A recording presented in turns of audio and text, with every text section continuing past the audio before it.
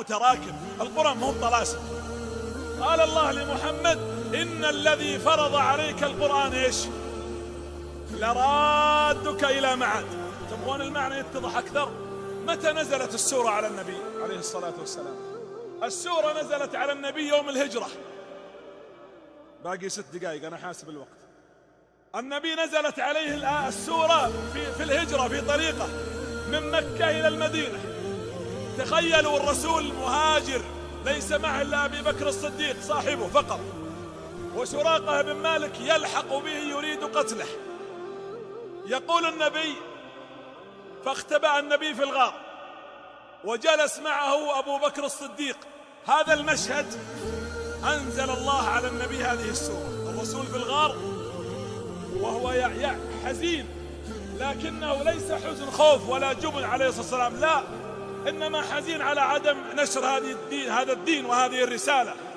فأنزل الله جل وعلا: ما ظنك، النبي يقول لأبي بكر: ما ظنك باثنين الله ثالثهما. وقال: لا تحزن.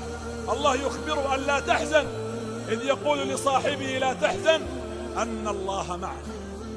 فبقي النبي في الغار. لما طلع من الغار لحق به سراقة.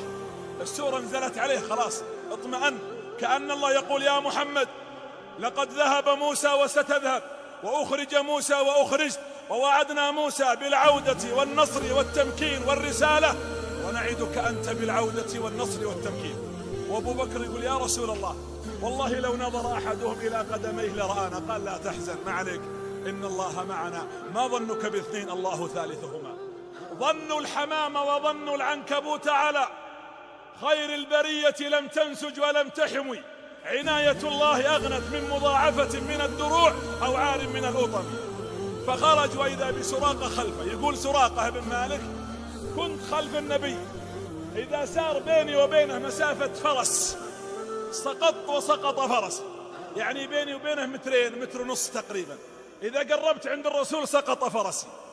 فقال سراقة: والله يا محمد إني أعلم أنك رجل ممنوع.